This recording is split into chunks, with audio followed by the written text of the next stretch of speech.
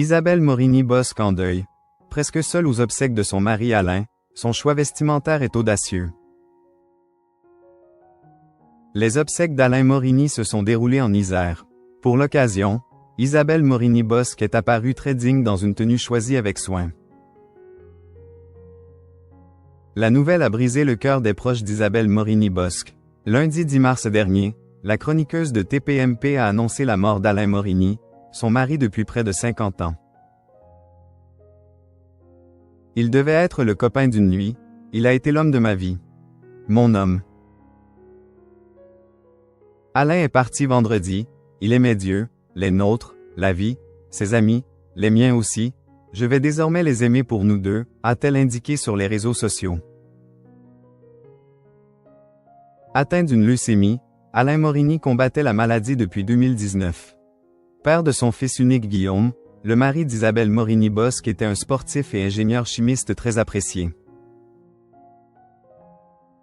Près d'une semaine après sa mort, ses obsèques se sont déroulées dans sa région d'origine, en Isère. Isabelle Morini-Bosc porte un chapeau rouge aux obsèques. Vendredi 14 mars, les proches d'Alain Morini se sont réunis en début d'après-midi en l'église des Abraisans Dauphiné. Pour l'occasion, Isabelle Morini-Bosc a fait un choix vestimentaire audacieux.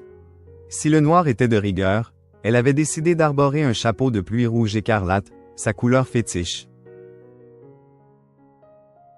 En plus de son chapeau, la journaliste avait également accessoirisé sa tenue avec une écharpe rouge, des mitaines zébrées noires et rouges, des lunettes de soleil teintées ainsi qu'une croix colorée autour du cou.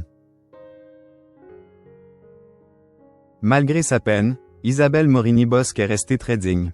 Elle a d'ailleurs pu compter sur le soutien de son ami, le journaliste Hugo Magnin, pour la protéger de la pluie avec son parapluie. La veuve d'Alain Morini s'était confiée sur sa maladie. Si Isabelle Morini-Bosc a d'abord semblé très seule, elle a ensuite retrouvé son fils Guillaume et sa belle-fille Charlotte dans l'église.